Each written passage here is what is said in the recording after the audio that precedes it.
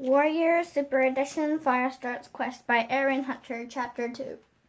While he watched to see if the cat would return, the collapsed mass of the Firestar's head blotting out the stars. Huge raindrops pattered on the rocks of the ravine, quickly growing to be a steady downpour.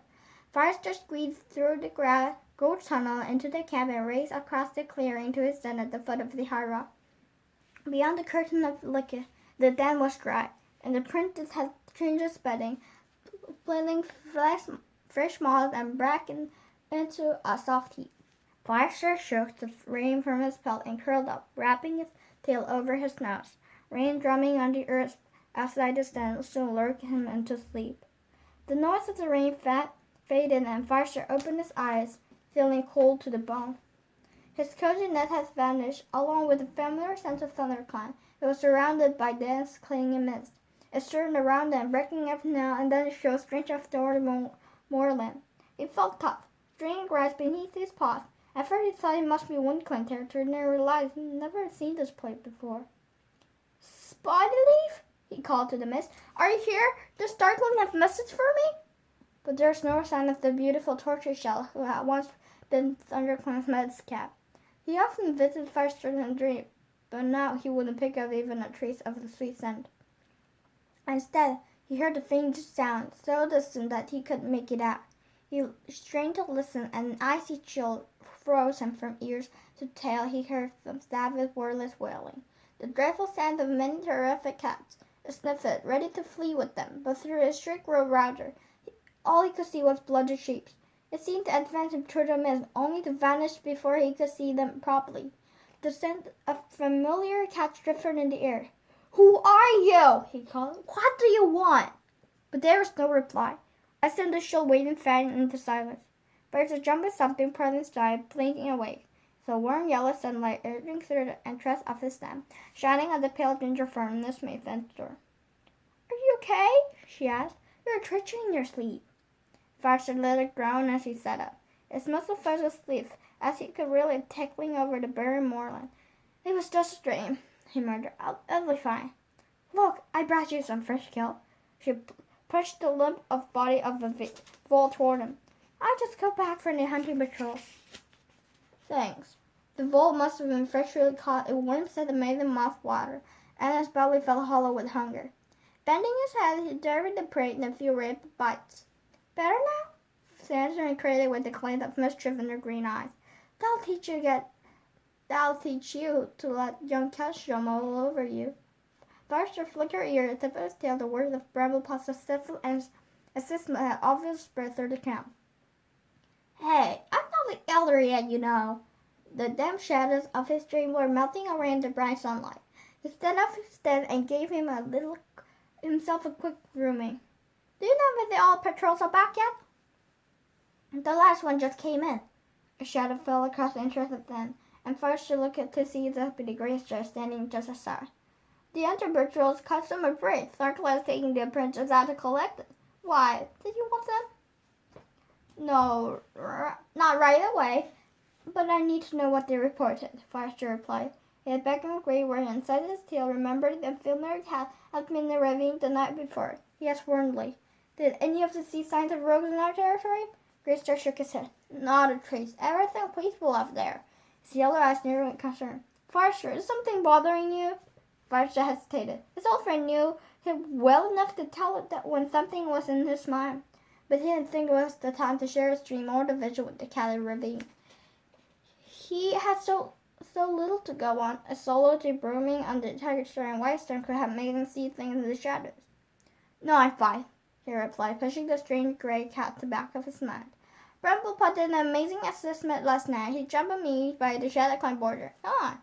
He meowed to Greystrap and Sandstorm. "I want to hold this worm ceremony as if the apprentices got back."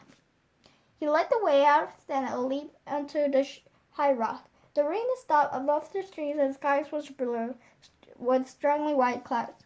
Sunlight reflected from puddles, dazzling his eyes, and the bare thorns around the camp sparkled with raindrops. Tharkla was emerging from the gorge tunnel with his apprentice Soup Paw beside him, both cat laden with fresh coat. Moments later, Cloudtail appeared with Rainpaw and Sorrelpaw. Forrester let out a yell. The old cats old enough to catch their own prey gather here beneath the high rock for a clan meeting. Prey surround him as he watched Clan collect below the rock. The three youngest apprentices dashed over the first path to sit near the base of the high rock. They all tried to excite and maybe imagine what it will be like when they become warrior too. Speckletail led the other elder familiar them beside the burned out shells of the fallen tree. Gingerpelt, the magic cat, appeared from the fern tunnel that led to her den and limped across to sit beside Brackleful, Willowpelt, and Mousefur. Forrester spotted Brightheart emerging from the nursery as an apprentice she had been injured by a pack of dogs, leaving one side of her face torn away. Now with her belly swollen with the kiss, she'll be bare soon. Forrester thought she had never looked happier.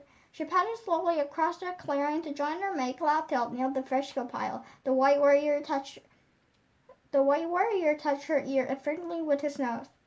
Behind her came Fernclad with her toolkit, who dashed off with whiskers of excitement through the nearest puddle.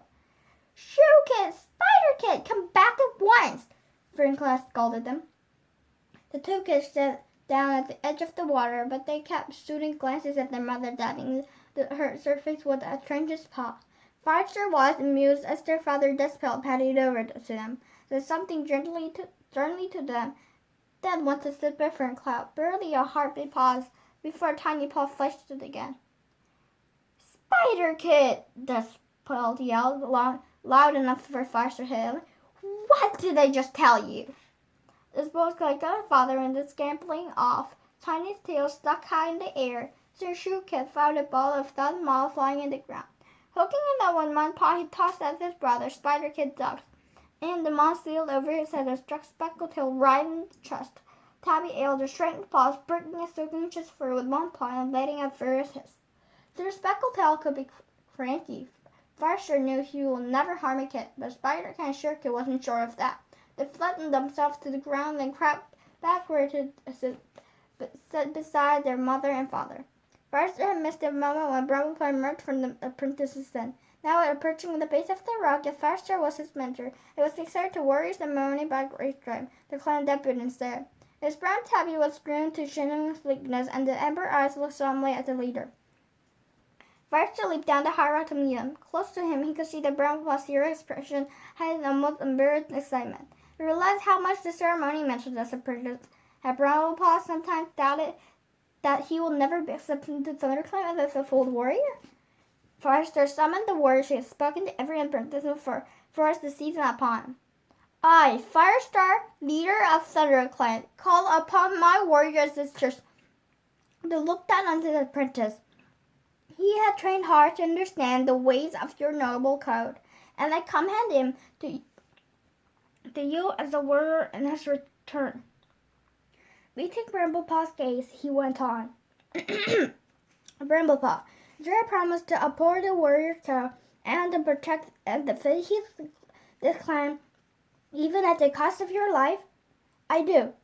No cat to doubt how much Bramblepaw meant it.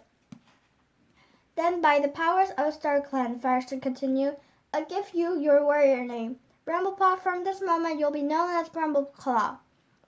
StarClan honors your courage and your loyalty and will welcome you as a full warrior of ThunderClan."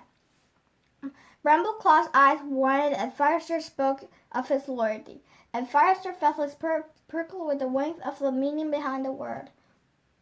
He could never doubted Brambleclaw's commitment to the warrior code, but he had often struggled to trust the son of Tigerstar. He could see a few of other cats murmuring to one another, as if to understand how he had chosen the men for loyalty in Brambleclaw's warrior ceremony.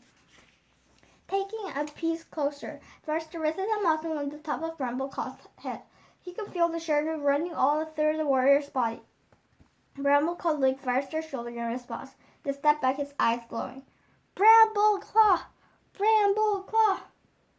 His clanmates greeted with his new name. In spite of being Tigerstar's son, he was popular in the clan, and most cats were pleased that he had become a warrior at last. Forrester took a couple of paces back, his gaze drifting to the puddle of a couple of tail lengths away where Shoekit and Spider-Kit had been playing. The surface still since they dabbed at it, and now it was shining a silver disc on the ground. It was reflecting an odd-shaped cloud. Forrester blinked. That was not a cloud. It was a cat's face, a pale gray cat with white patches on his fur and huge water-colored eyes, staring straight at him. The voice of the same firmer said he had destined to ravine doors around it. "Who are you?" Firestar whispered. "What do you want?" There was a high-pitched shriek of excitement and a shriek lodged on the air and landed in the middle of the puddle, splashing every cow within reach of the shadow reflection into tiny fragments. Firestar looked up. The sky over the ravine was blue and cloudless. He glanced around, half embraced, hoping that none of the clan made a scene talking to the puddle. But as he watched the cow still crowding around Brambleclaw, he couldn't get the great cat's face out of his mind. Firestar led the evening patrol as far as Tar Pines to the Tulip Place, still worried of possible trouble for Blood Clan decided the territory. Night had fallen, but tide of the clan must return. As he emerged in the camp for the ghost tunnel, he found Brambleclaw sitting alone in the middle of the clearing. "He must be tired out," Stancher muttered sympathetically. "He was out late when you last night doing his assessment, and he hunted with Ashford and Greacher all afternoon." "He'll be fine," Firestar replied. "All new warriors defended the first night, so the rest of us can get a good night's sleep," Cloudtail, the other member of the patrol, strangely yawned. Leaving his mate and his kids kin to head for the fresh hill pile, Firestar struck at the clearing and trailed Brambleclaw. "Everything okay?" he asked. Brambleclaw nodded. According to tradition, a new warrior could keep vigil in silence. He was obviously bursting with pride and taking the new responsibility very seriously. "Good," Firestar. "Don't hesitate to fetch me if there's a problem." Brambleclaw nodded again and fixed his gaze on the entrance to the thorn tunnel. Firestar left him there and returned to his den. He curled up with his nest, but the moment he closed his eyes, he found back in the mist-covered moorland, the wheels of cash ringing in the ears. No, he could not spend another night listening helplessly to their terror. Struggling back to wakefulness, Firestar stumbled out into the clearing again. Brambleclaw still sat in the short-solid vigil, while Stancher was heading across the clearing through the warrior's den. As soon as she spotted Firestar, she veered inside to join him. Is anything the matter?" she asked. "Can't you sleep?" "I feel restless, that's all," Firestar replied, reluctant to tell even Stanster about his dream. "I'm going for a walk." Suddenly, longing for the warmth of company, she added, "Do you want to come with me?" He was sure that desperation shone in his eyes, but Sandstrom just nodded. He crossed the camp beside him and followed him out of the gorse tunnel. Without considering deciding, Firestar turned his path through the thundering rocks, a tumble of smooth gray boulders beside the river that differed their clan territory from RiverClan. They climbed one of the rocks to side by side, watching the water whisper past, ripple in starlight. After a moment, Sandstorm broke the silence. "Are you worried about Brambleclaw? About whether you were right to make him a warrior?" Her question surprised Firestar. Does the climate think he still disturbed Brambleclaw because who his father was? The surprise was followed by a sense of guilt. She was close to being right. "No," he answered, trying to make a first firm. "Brambleclaw is not the same cat as his father." To relief, Firestar didn't push him to tell her what was really on his mind. She had leaned her hand on his shoulder, her son waved around them as they gazed together at the river reflected starlight. Firestar knew that her touch could have comforted him, but he couldn't get the wailing of terrific cats off his mind, or forget the reflection he had seen in the puddle. He stared down at the river, not at the muffin water spill around the half-covered rocks. No, they weren't rocks, he realized. It was Pout bursting with fear. There were cats, desperately swimming cats, treading the water with their paws, their thin bodies dragging from the strange current. He blinked, and the visions were gone. All he could see was the river sliding past the endless journey, with the shimmer of starlight trapped in his death. Great Star Clan, he thought, what's happening to me?